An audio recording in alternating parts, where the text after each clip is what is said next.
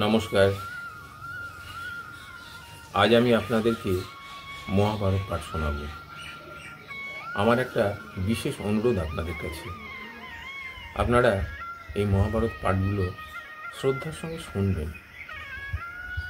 এই মহাভারতের যে মধুর বাণী, এগুলো শুধু শুনে মন তৃপ্তি হবে না, আমরা অনেক কিছু শিক্ষা লাভ করতে পারব।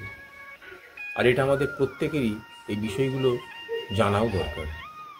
তাই আপনাদের বিশেষ অনুরোধ, আপনারা এই মহাভারত পাঠগুলো অবশ্যই শুনবেন। সমস্ত মহাভারতে কিন্তু এক এক করে আমি আপনাদের শোনাবার জন্য হাজির করব। আর একটা অনুরোধ, আপনারা আমার চ্যানেলটা সাবস্ক্রাইব করে দেবেন। আজকে যেটা পড়ব যেখান থেকে পড়ব সেটা হলো কৌরবদের আক্রমণ, বৃহন্নলাকে সারথি করে উত্তরের যুদ্ধযাত্রা এবং কৌরব সেনা দেখে ভয়ে পলায়ন। বৈশম্পায়ন বললেন, রাজন, মৎস্যরাজ বিরাট যখন গোধন ফিরিয়ে আনতে ত্রিগর্ত সেনার দিকে গেলেন, তখন দুর্যোধন সুযোগ বুঝে মন্ত্রীদের নিয়ে বিরাটনগর আক্রমণ করলেন।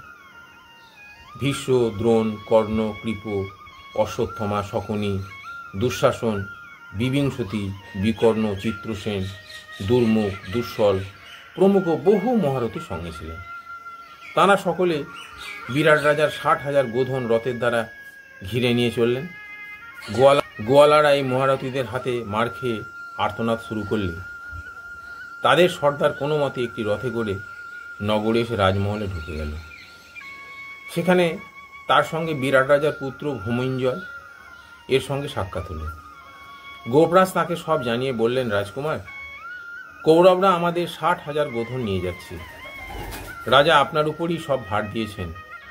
সভায় আপনার প্রশংসা করে তিনি বললেন যে, আমার এই কুলদীপক পুত্র আমারই মতো বীর, অতএব আপনি সত্বর গিয়ে গোধন রক্ষা করুন। রাজকুমার অন্তঃপুরে নারী মহলে ছিলেন। তিনি গোপের কথা শুনে অহংকার করে বলে উঠলেন, যেদিকে গোধন নিয়ে যাচ্ছি আমি অবশ্যই সেখানে যাব। আমার অস্ত্রশস্ত্র খুবই মজবুত, কিন্তু মুশকিল হলো যে এমন একজনও সারথি এখন নেই যে রথ চালনায় নিপুণ। তুমি শীঘ্র গিয়ে এক কুশল সারথীর সন্ধান করো।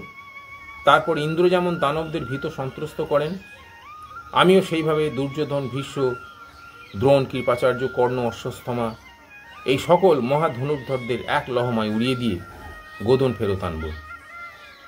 যুদ্ধে আমার পরাক্রম দেখে তাঁরা বলবেন যে এ সাক্ষাৎ পৃথাপুত্র অর্জুন নয় তো।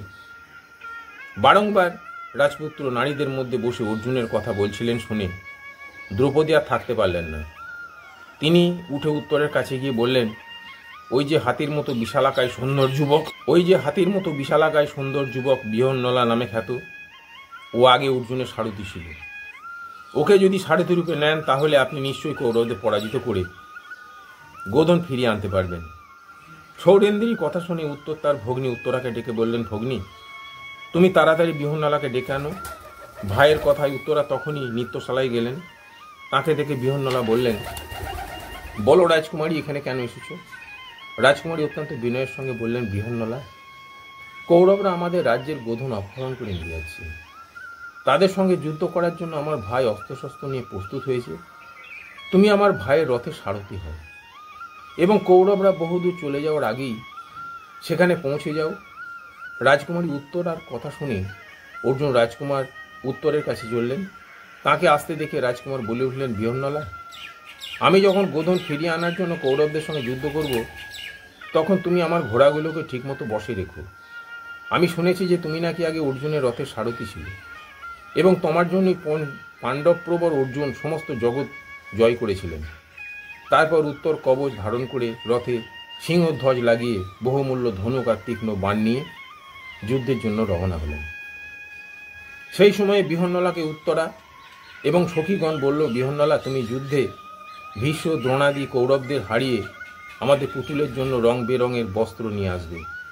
অর্জুন হেসে বললেন, এই রাজকুমার যদি তাদের পরাস্ত করতে সক্ষম হয় তাহলে আমি অতি অবশ্য তাদের দিব্য সুন্দর বস্ত্র নিয়ে আসব। রাজকুমার উত্তর রাজধানীর বাইরে এসে অর্জুনকে বললেন, যেদিকে কৌরবরা গেছেন তুমি সেই দিকে রথ নিয়ে চলো। কৌরবরা যে এখানে জয়লাভের আশায় একত্রিত হয়েছে, আমি তাদের সকলকে হারিয়ে গোধন নিয়ে শীঘ্র ফিরে আসব। পাণ্ডুনন্দন অর্জুন উত্তরের উত্তম ঘোড়াগুলি লাগাম আলগা করে দিয়ে বললেন, তখন ঘোড়াগুলি যেন হাওয়ায় উড়ে চলল। কিছু দূর যাওয়ার পর উত্তর এবং অর্জুন মহাবলী কৌরবদের সেনা দেখতে পেলেন। বিশাল সেই বাহিনী হাতি, ঘোড়া এবং রথ সমন্বিত ছিল। কর্ণ, দুর্যোধন, কৃপাচার্য, ভীষ্ম এবং অশ্বত্থামা সেই গোধন রক্ষা করছিলেন। তাদের দেখে উত্তর ভয়ে কম্পিত হলেন। তিনি ব্যাকুল হয়ে অর্জুনকে বললেন, আমার এত ক্ষমতা নেই যে এদের সঙ্গে যুদ্ধ করি। দেখো, আমার সমস্ত রোম কণ্টক আকার ধারণ করেছে। এদের মধ্যে অগণিত বীর দেখছি। দেবতারাও এদের সম্মুখে নিতে ভয় পাবেন। আমি তো বালক, তেমন করে অস্ত্র অভ্যাস করিনি। আমি একা কী করে এদের সম্মুখীন হব? অতএব বিহন্নলা ফিরে চলো। বিহন্নলা বললেন, রাজকুমার, তুমি অন্তঃপুরে নিজের পুরুষার্থের খুব অহংকার করে শত্রুর সঙ্গে যুদ্ধ করতে বেরিয়েছ। তবে এখন কেন যুদ্ধে পিছপা হচ্ছ? তুমি যদি যুদ্ধে এদের পরাস্ত না করে ফিরে যাও, তাহলে রাজধানীর সবাই তোমাকে নিয়ে বিদ্রুপ করবে। শৈলেন্দ্রী আমাকে তোমার সারথি করে পাঠিয়েছে, তাই গোধন ব্যতীত আমিও নগরে ফিরে যাব না। উত্তর বললেন, বিহন্নলা, কৌরবরা মস্তরাজের গোধন নিয়ে যায় তো যাক, অন্তঃপুরে নারী পুরুষে আমাকে বিদ্রুপ করুক, কিন্তু যুদ্ধ করা আমার পক্ষে সম্ভব নয়। রাজকুমার উত্তর এই বলে রথ থেকে নেমে মান মর্যাদা বিসর্জন দিয়ে অস্ত্র ফেলে পালালেন। বৃহন্নলা বললেন, সুরবীরদের দৃষ্টিতে যুদ্ধক্ষেত্র থেকে পালানো ক্ষত্রিয়ের ধর্ম নয়। তাদের পক্ষে যুদ্ধ মৃত্যুই শ্রেয়। পৃষ্ঠ প্রদর্শন করা উচিত নয়। অর্জুন এই বলে রথ থেকে নেমে দৌড়ে উত্তরকে ধরলেন। উত্তর কাপুরুষের মতো কাঁদতে কাঁদতে বললেন, বৃহন্নলা, তুমি শীঘ্র রথ ফেরাও। বেঁচে থাকলে অনেক সুদিনের দেখা পাওয়া যাবে। উত্তর এইভাবে অনুনয় বিনয় করলেও অর্জুন হাসতে হাসতে তাকে রথের কাছে নিয়ে এসে বললেন, রাজকুমার, তুমি যদি শত্রুর সঙ্গে যুদ্ধ করার সাহস না থাকে, তাহলে তুমি ঘোড়া সামলাও, আমি যুদ্ধ করছি। ভয় পেও না, আমি আমার বাহুবলে তোমায় রক্ষা করব। ভয় পাচ্ছ কেন? তুমি তো ক্ষত্রিয় বালক। শত্রুদের সম্মুখীন হতে ভয় কিসে?